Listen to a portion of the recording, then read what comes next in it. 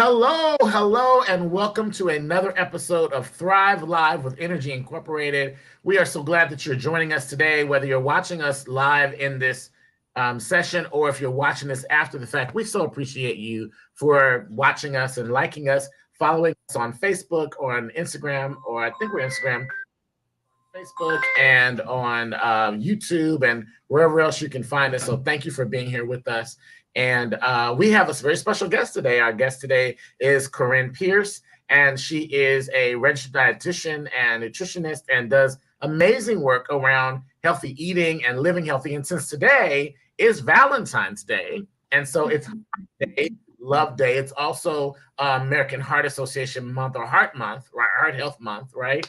As well as Black History Month. So we're going to talk about all of these things that deal with our hearts, how we love each other, how we love ourselves, and how we take better care of ourselves, particularly in how we eat. What we put in is what we get back out. You heard garbage in, garbage out.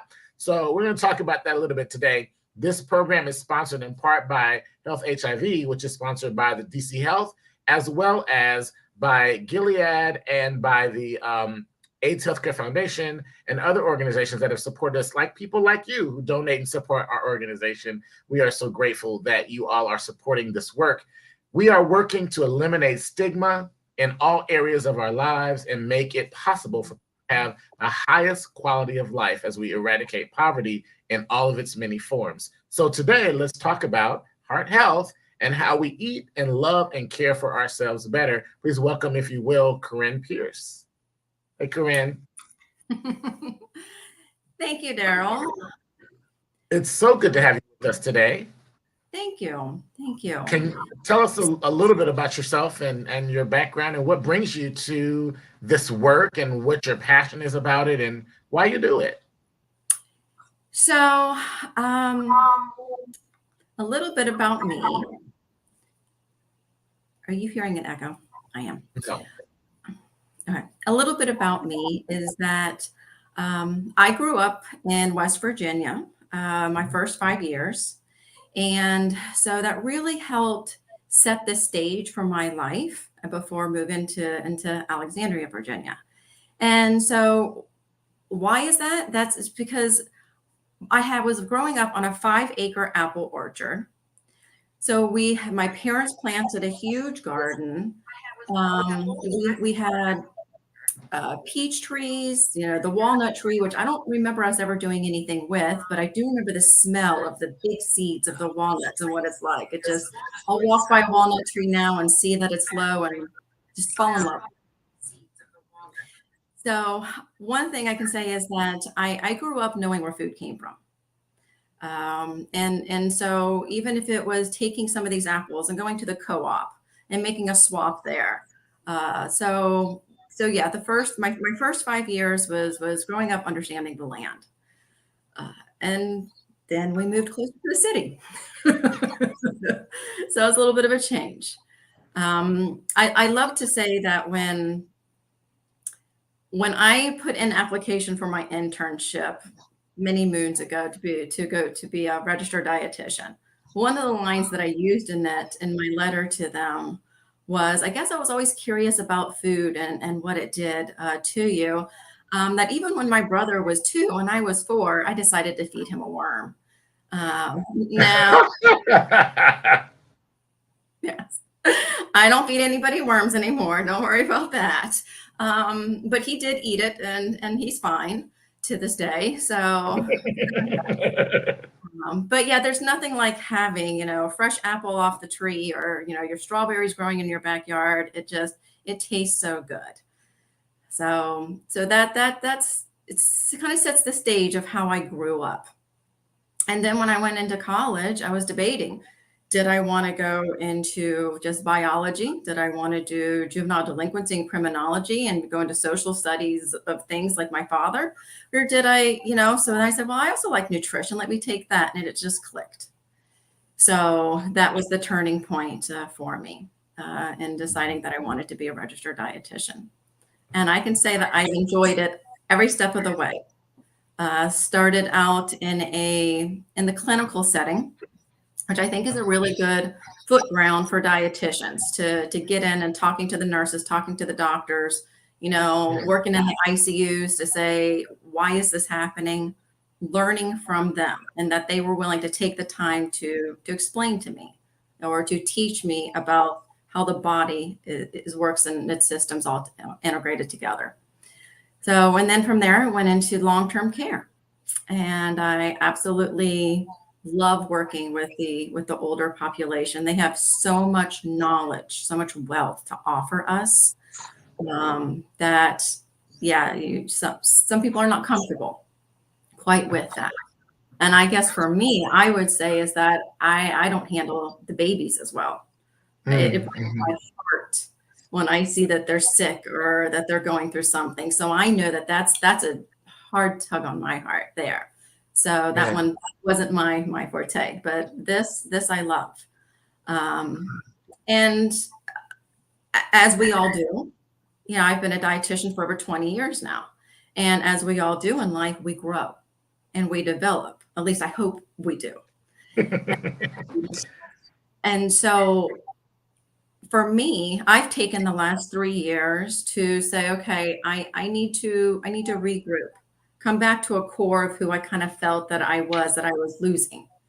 And with that being said, that meant that I started doing more gratitude, more meditation, more things to turn me back into who I am. And so that really has helped me a lot in where I am. And so it led me in the last year to get my mindful eating certification. So it's been a fun journey. What is mindful eating?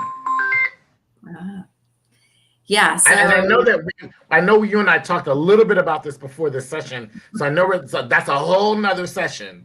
But since you mentioned it, can you tell our viewers what mindful eating is? So, so the one thing I'll say is that as a dietitian, we are oftentimes taught what not to eat or what is bad for a disease state, right? You have a good list, you have a bad list. You have something that's high in a level, you have something that's not low in a level. And it can create, you were talking about stigmatism before and like breaking barriers and, integrate them all together. It's the same thing with foods. We create these good lists, bad lists that then create shaming. And so if I'm eating something, I may feel shameful about it, which then creates where I may do a binge eat, or I may react to that in a different way, which could create a stress level, which then increases our cortisols, which then increases, our inflammation in our body, and it just becomes a spiral. Yeah. So how do we learn to listen to ourselves? How do we learn to listen to our bodies and what it needs? And that's what mindful eating teaches you, is it teaches you how to listen to your body, slow down and get to know you and what your needs are. So question, can you do a mindful eating session in an hour that kind of gives people some basics, or in 45 minutes? Probably to have a little bit of an understanding. Or like an introduction to it?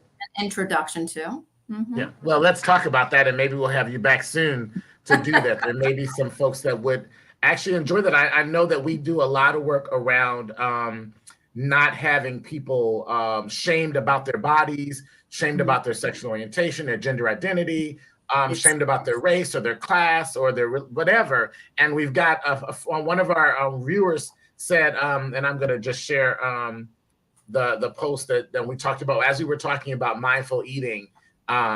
This is I'll give a shameless plug for my friend Lady Africa.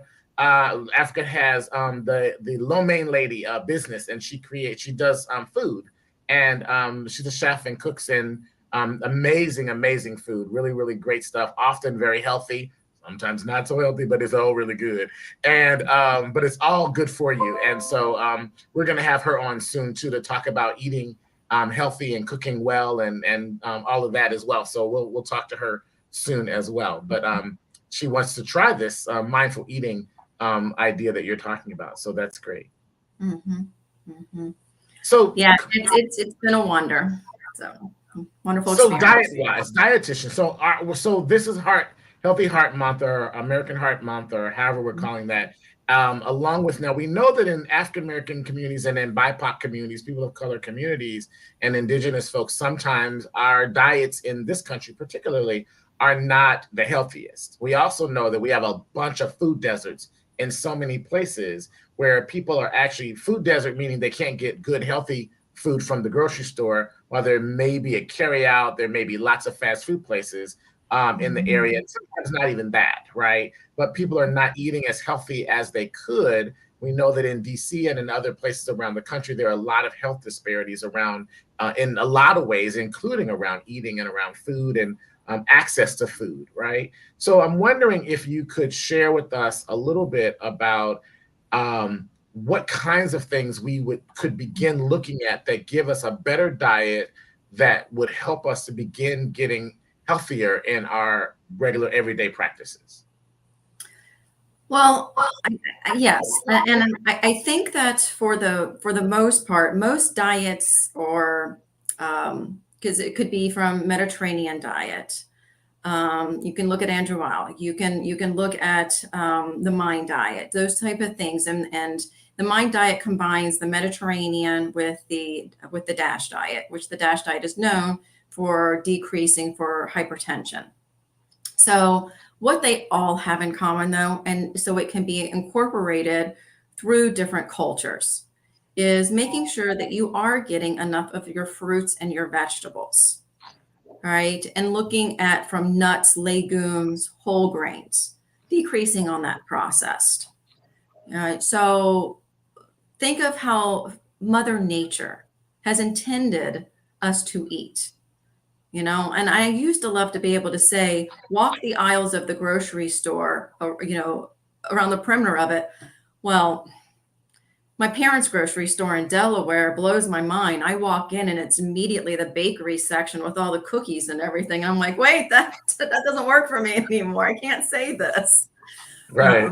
Be all the fruits and the fresh fruits and vegetables that would go around that side. And, you have your dairies, you might have your breads, your meats, so it's looking at, again, having a variety of your fruits and your vegetables, and every culture is going to have different ones that they're accustomed to. Mm-hmm. But Is there something now, when we talk about heart health, we're also looking at things that are connected to that, around cholesterol, your A1C, your sugar, glucose, also diabetes, right? As there's a connection there. So there is connections. Mm-hmm. So looking at cholesterol, it used to be that they would say, for cholesterol, don't have more than like a couple eggs a week. Don't eat. There's a whole slew of things. Your red meats. Don't eat this. Don't. Lots of don'ts, right? And now they're saying, look, our liver makes cholesterol. And so is it really that we need to decrease on all the foods? Eggs are, they're lower calorie, they're loaded with nutrients, and they have good protein source, lean protein source. They're no longer saying we really have to limit the eggs. But it is still looking at, say, your trans fats or your saturated fats. That is still in the medical world of what gets recommended. Mm-hmm. So of limiting those. As a dietitian, how I like to look at it is to say, okay, if your cholesterol level is elevated, how can we increase some of our fibers? Because our soluble fibers, like our oat brands, our oatmeal, or pectin from apples and pears, those type of things can help bind what's called bile salts. And so then it helps to excrete with the bile salts, this cholesterol, and it pulls it out in our stool. So we actually, with eating more of those fruits and vegetables and whole grains, we're going to decrease also on our cholesterol. So saying eat an apple a day keeps the doctor away was a real thing. Right? That's a real thing. Yeah, apple a day keeps the doctor away. So that's what I'm saying, that a lot of times you might hear about all these different diets, but really it's just eating natural food of what it is. So reducing I will processed say- foods? So So you're what saying reducing processed foods? Yes. So it's reducing the processed foods. And it's not to say there's not time and a place for everything, right? We definitely have a time and a place for when we should be spoiling ourselves. You know, this podcast today is also about self-care, loving ourselves, right? And so if it's just a no, you can't eat this, no, you can't do that, that doesn't work. You know, it's saying I can do this. You know, if I'm sitting there and I say, okay, well, I just walked by Krispy Kreme and those donuts man made, those look darn good. You can evaluate that and say, you know, I think I am going to have one of those donuts today. Perfectly fine. And I can have one, I just don't need to have 6. Right. There's going to be a limit to it. And that's where being mindful about how much when your body says, this is good enough. I'm satisfied with it instead of unconsciously just eating it. And that's where the mindful diet training comes in. So what happens if you don't trust your body? Like if you're not used to your body and not used to listening to your body, when do you know when enough is enough? Because some people can eat a whole pizza. They didn't need the whole pizza. They wanted the whole pizza and their body didn't tell them to stop. At least if it did, they weren't listening. How do we learn to listen to our bodies better? It takes training. Everybody can learn it, but it takes training. So it comes through meditation. It comes through sitting and quiet and listening and quieting the mind and feeling, do I have emotions right now that I'm reacting to? Am I truly hungry? Right. But in order to learn that, because you're right, we go through a world where emotions get pushed aside or we're trained to just be like robots and go. So it does take a lot of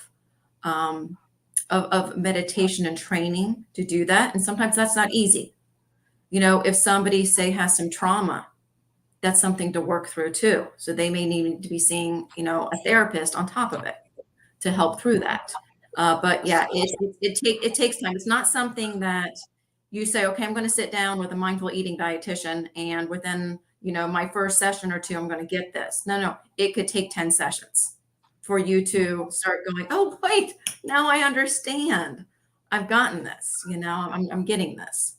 So Africa mentions about emotional eating, and I think you were just talking about that. So it seems like what you're saying is that we sometimes eat. We don't only eat because we're hungry to nourish our body. We eat for other things, and getting a sense of why we're eating, when we're eating, will help us to eat better. Was that a good way to think about that? Yes. Yeah.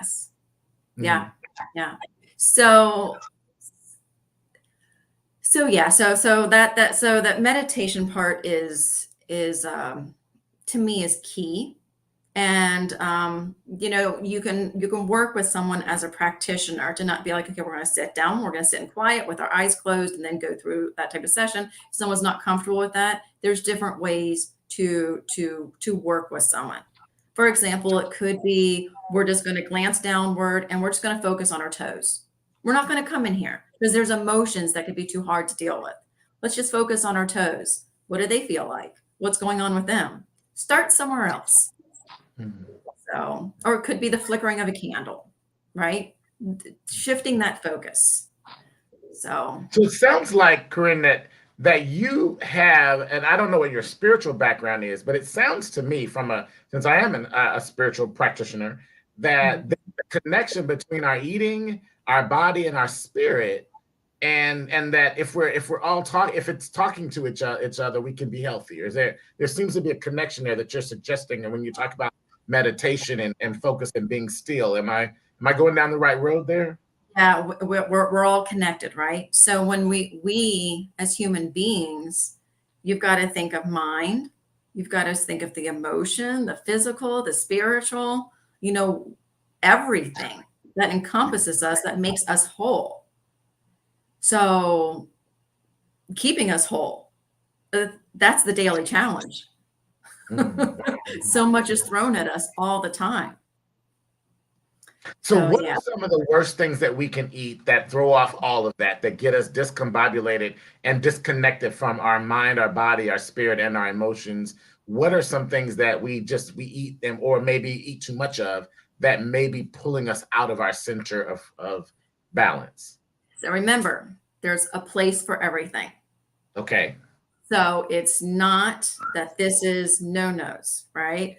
But there are foods, say for diabetes, you were talking before about diabetes, A1C, all of those things. Again, diabetes is, disease related, that with inflammation. So again, it's coming back to within our body, how can we work with foods to decrease on inflammation? And it comes back to those fruits, those vegetables, those nuts, those legumes, those, the greens, the berries, all of those things. Because what foods can increase our inflammation? Well, increasing that inflammation is usually our processed foods, sugars. Sugars are a big aspect of what can increase our inflammation. And it doesn't mean that we don't eat sugar, but it might be we're mindful of how much sugar that we're putting in, or how many processed foods that we're putting in. We just had the Super Bowl on Sunday, right?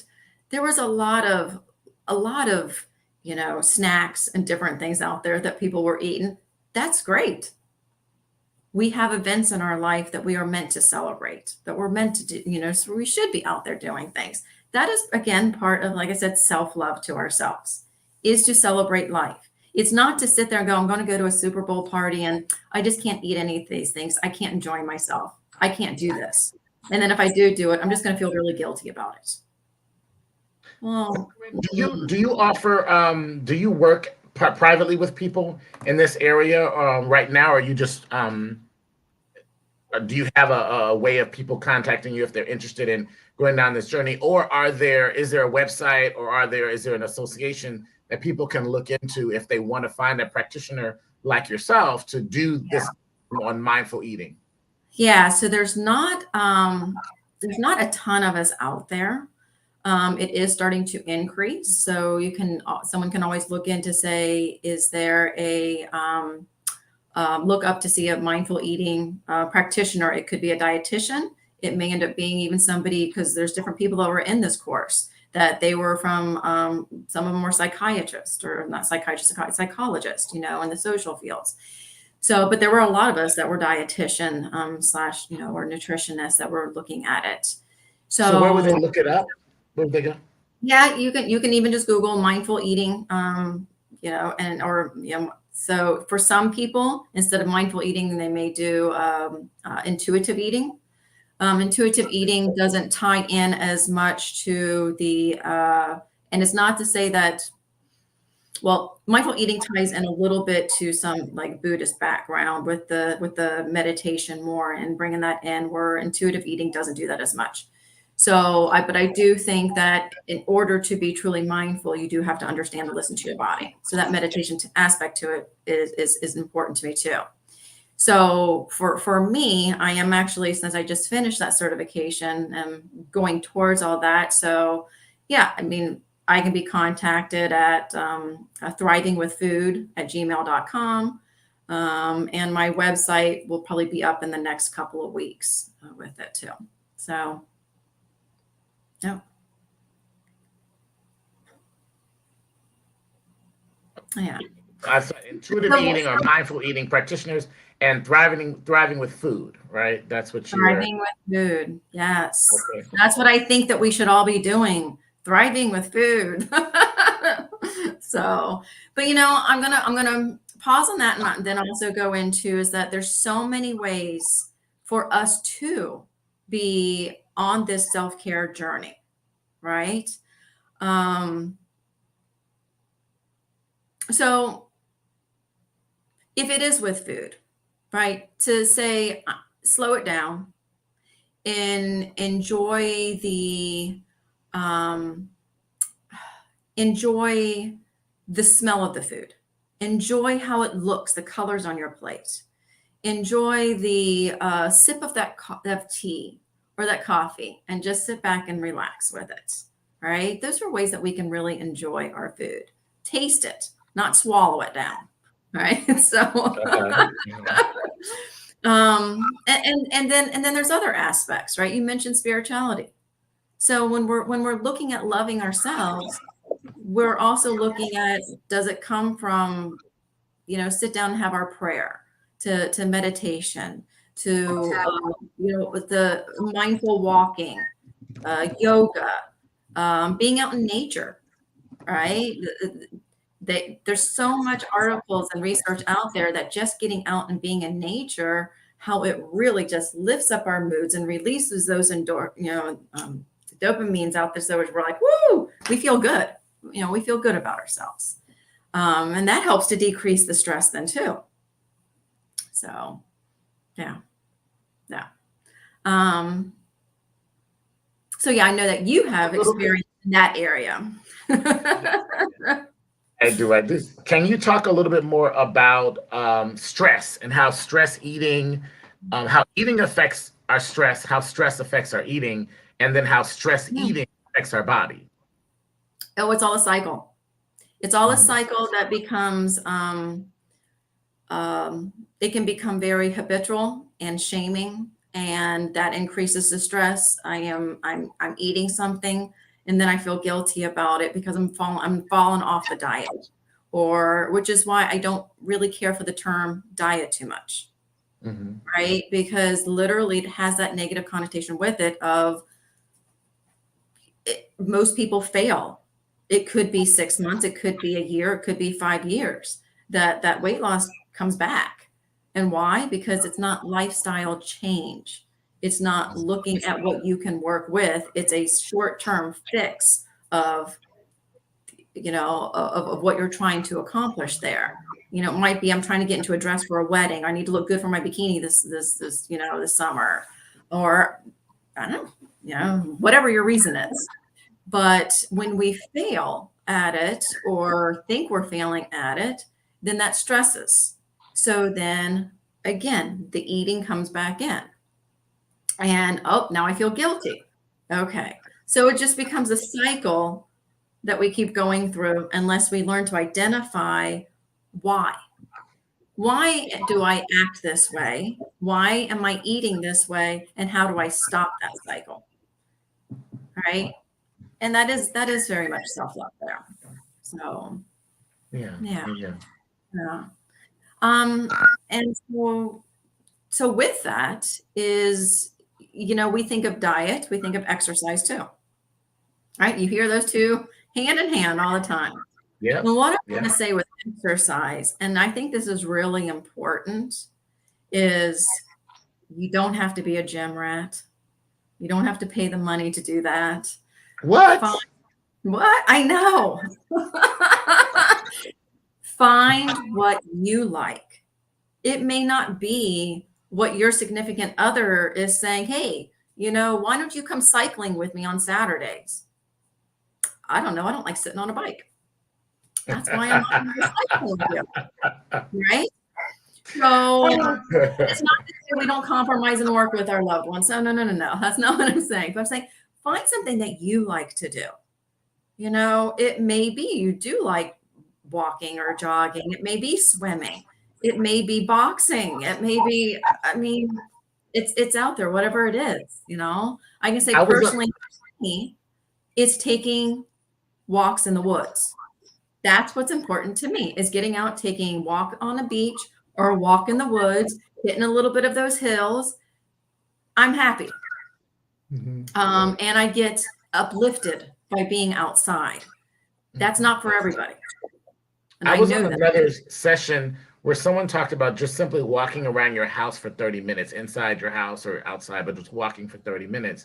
And another person suggested, might have been the same person, but they suggested like at some point in your day, just turning on some music in your house and just dancing to your favorite music for a little while and get your energy up, get to sweating a little bit and just dance for 20, 30 minutes. The one that gets your aerobic exercise up, but it also just gets you moving and you feel a little better. Absolutely. That's a wonderful way to do it. Yeah. I just started Pilates again. I just started Pilates. Okay. I had taken some years ago and I loved it. And my body, I'm a ballet dancer growing up and I love ballet. My body loves ballet. But I'm so out of shape, at least in my opinion, that I don't even want to go in a class and look like this. So I'm taking Pilates, get my core back strong, get my line back, and then I can get back into some dance classes and feel good about it. But it's been really great. I started late January, so I've been for almost a month of session of going 2 or 3 times a week, So mostly. let me ask you a question. Uh-huh. Do you truly enjoy the Pilates, or is it a means to get to what you enjoy? I really like Pilates. Okay. Because I like because it's the places where I need the help with the stretch.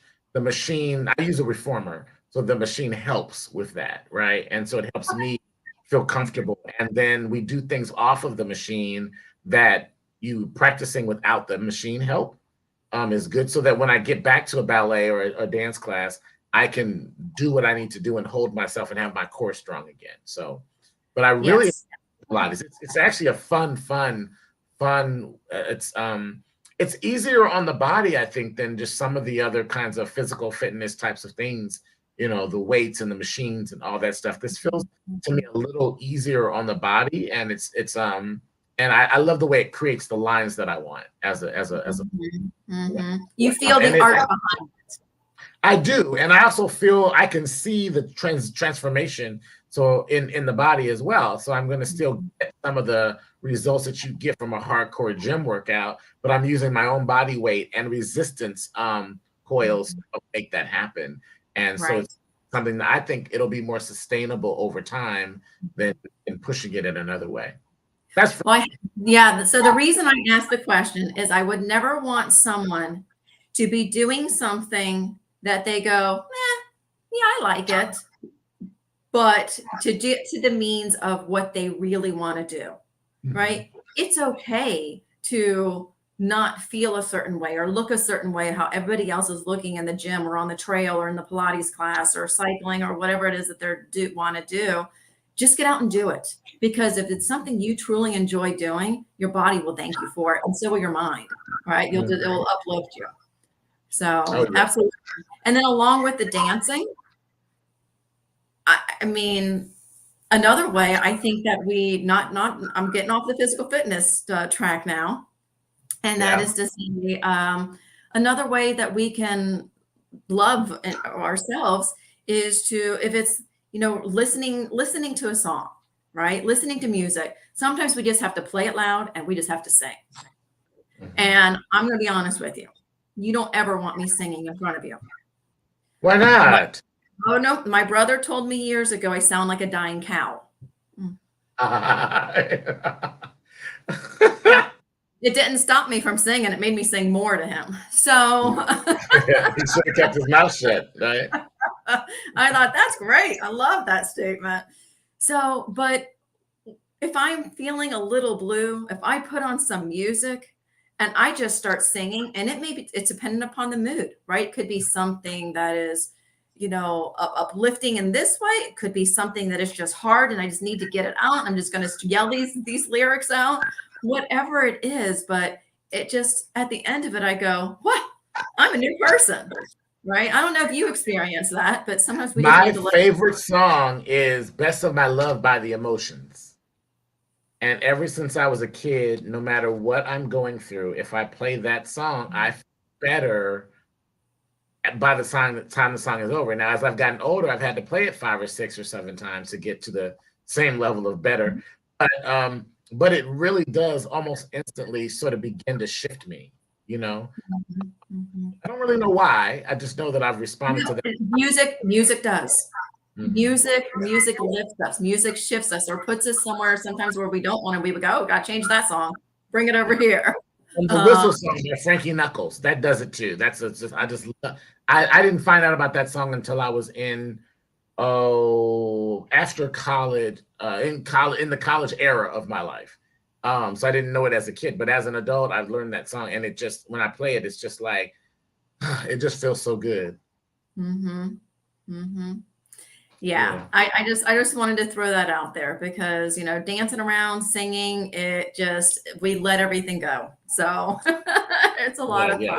fun. I've heard too, Corinne, that going outside and if you take off your shoes and socks and you're standing on the ground or in the grass is better, but the grass are on the, and I found it on the beach, just a little bit into the water, not up to anywhere past your ankles, but just you're on that and you're standing in the sand, a little bit of water goes over your feet, or if you're in the grass, that there's a groundingness that helps to sort of relieve some stress and pulls it right out of you.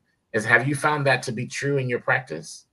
Very much true, but I always have. I mean, so going back to how I was raised, maybe a little bit different. I would take nature walks with my family. That's what we would do on some, Sunday afternoons after church, is to go and to have a family walk and bring a picnic with us. And so there was times that my mom would just say, "Come here, Corinne, sit with me." And she'd have me close my eyes, and we may be near a little brook or just hearing. She was like, "Can you hear the wind in the leaves? Can you hear the leaves kind of talking to us? What do you hear in the water?" Right? Tune into that. This is what's living around us, right? We all are part of nature. So very much, I take that with me is yes, walking barefoot, or, even if it's, walking out in the rain. I know not everybody wants to get wet, but that there's still something with it, or feeling the sand in my toes, the waves crash, the sun, the warmth of the sun on us, right? Nature is very healing in many ways. Yes. Now, I will say that for those of us that live in urban environments, but you got parks. There may be, but be mindful that everything going on in that park when you're not in there is not always healthy. Make sure there's no glass, no needles, no drug paraphernalia that's been left behind, especially if you have your children running around in the park. But it is a good way to go to a park or to a field where you can walk around and you can do it. You can also go to, in DC anyway, we've got Anacostia, you've got the Navy Yard. You can go and sit by water. You can also sit under trees. So even if you can't take your shoes off, the Navy Yard has a great field of areas that you can sit in and walk in and all that. A couple of those areas there. And so there are places where you can go and you can go sit by a brook or sit by the river or something and hear the water, even if you can't get close enough to get in it. But you can find a way to be close enough that you can begin to just sort of feel yourself in that atmosphere. So I want to encourage you, even if you're in an urban environment and you have no woods in your area, you may have things that you can do. Yes. The good old football field somewhere when nobody's playing in your neighborhood, at the elementary school, the grassy area or something, wherever there might be something, you can find something that can help you if you're trying to find that grounding. Our connection to the earth and to the universe has a way of helping us to be grounded. Before we close out, can you talk a little bit, Corinne, you may have had some experience with this, around eating for folks that are dealing with mental health or substance use disorders. We operate from a perspective of harm reduction here at Inner Light and in the networks that we work with in the DC health arena and mental health arena. So we aren't telling people just go cold turkey and quit. Like you said, we don't just say bad food and good food.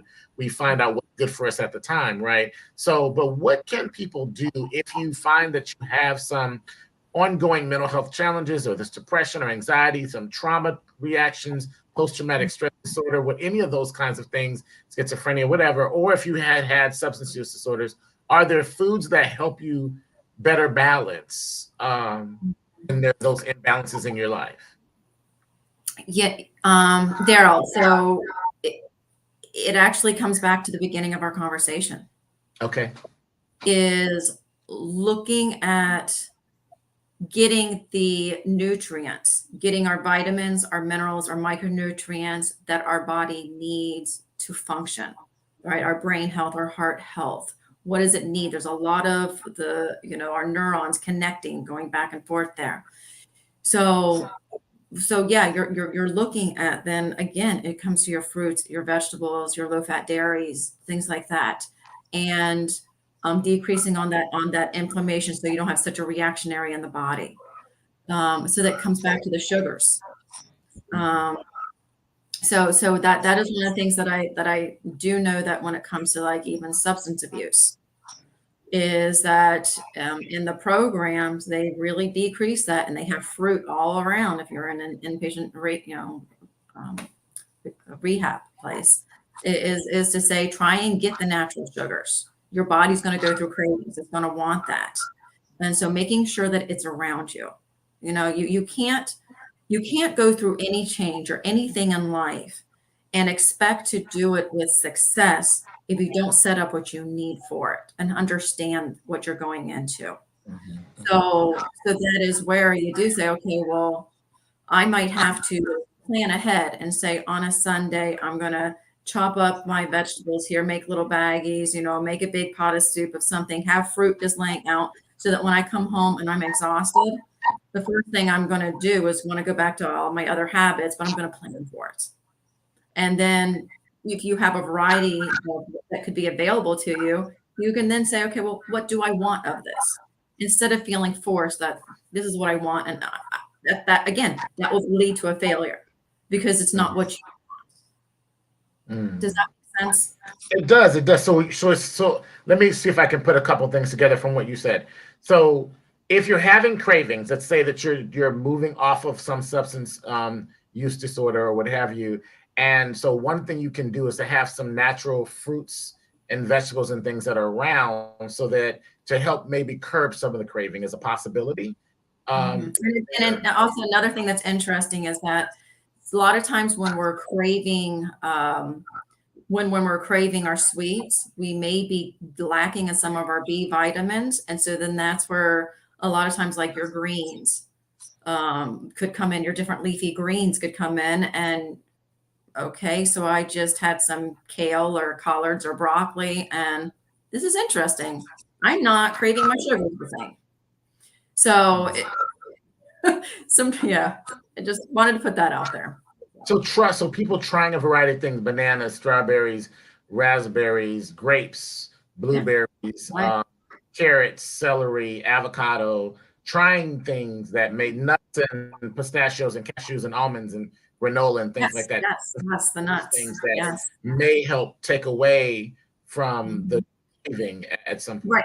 And everything you just mentioned is great, because you also want something to be able to, if you're starting to go through, I want this phase, you can say, okay, well, it's readily available.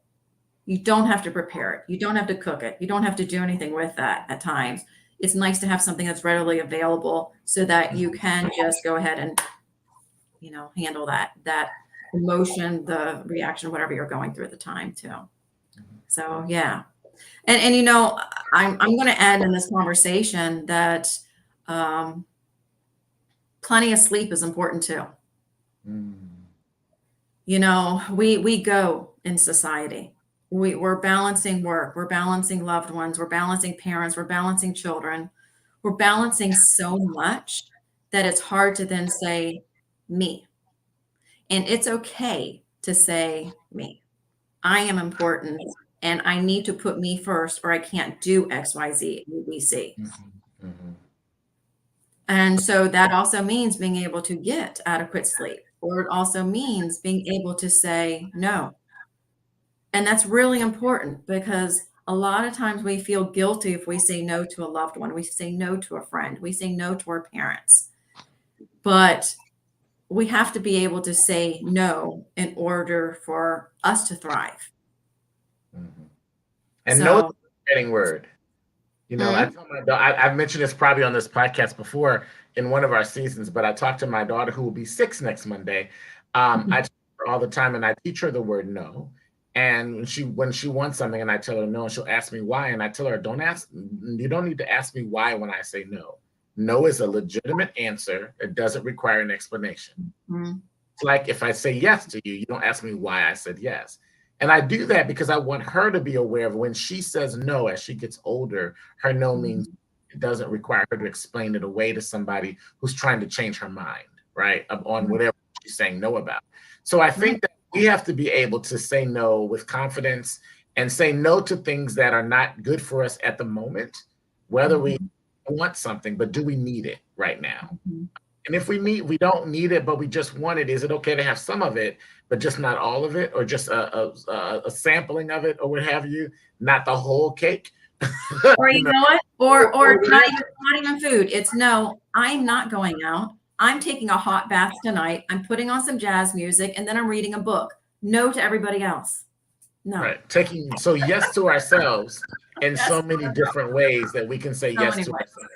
So And many ways. you know, we tell people when they're looking for work and looking for jobs that no is just a yes to a different question that you haven't yet asked, or a different door that you haven't gotten to yet. So sometimes isn't an ending, and it isn't a negative. It's just you didn't ask the right question, or you didn't go to the right place yet. So if our bodies are saying no to something, it's that our bodies are saying yes to something else. And so it's time we can spend some time getting our mind, our body, our spirit, and our emotions in sync with each other. We can do that through eating. We can do that through our mindful activities. We can do that through meditation and prayer. We can do that through networking with other people who can be a support for us as we go through whatever these changes are. One of the key things to do when you want to make a change in your life to improve your heart health and your overall health is make sure you're having a conversation with your doctor about all of these things. Get the right information, know your numbers, know your cholesterol, know your A1C, know your blood pressure, know your glucose levels, understand what those things are so you know what kinds of things you can eat that will help you to be better and what kinds of things you can do. Because as Corinne says, it's not always just about food. It's also about other things that we do. It may be about how we move, how we exercise, how we take care of ourselves, how we sleep, how we rest. Rest is very important. How we dream. Dreaming is important for a healthy living. Thank you so much, Corinne, for being with us today and sharing with us. I'm gonna have you back to talk about mindful eating and intuitive eating, and with your Thrive with Food, when you're up and running, we know there are some people out there who are going to want to hire you right away to be a coach. And I'm so glad that I know you. I'm so glad that you decided to come on and be a part of this today, and that we could get you on. And so we look forward to the next time that we can spend some time with you. Look forward to the next time you all can be with us. We want to thank in the background our tech person helping us out today, Aaron from Innergy Incorporated. We want to thank you, Aaron, for being with us today. And we want to thank, in our absence, my co-host today, Tawana and Raven. They are working in their regular jobs today, but also it's Valentine's Day, and they are fortunate enough to have Valentine people they need to go spend Valentine's with. So I'm going to go get my daughter. We're going to go do some Valentine stuff and then go home with my mom. But other than that, enjoy yourself. Happy Valentine's Day today. Love yourself. Love your heart. Love yourself. The way you eat, the way you rest, the way you engage in community, the way you do things. We're all in this together and we need each other. So find some partners that you can partner with that will stand with you on your journey to whole person health and wellness. I'm Darryl. I'm here with Innergy Inc.'s Thrive Live, and we are so glad you joined us today. Please come back and see us again soon. Take care. Thanks, Corinne.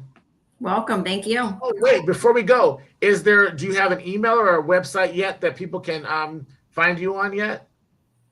Just the email, thrivingwithfood@gmail.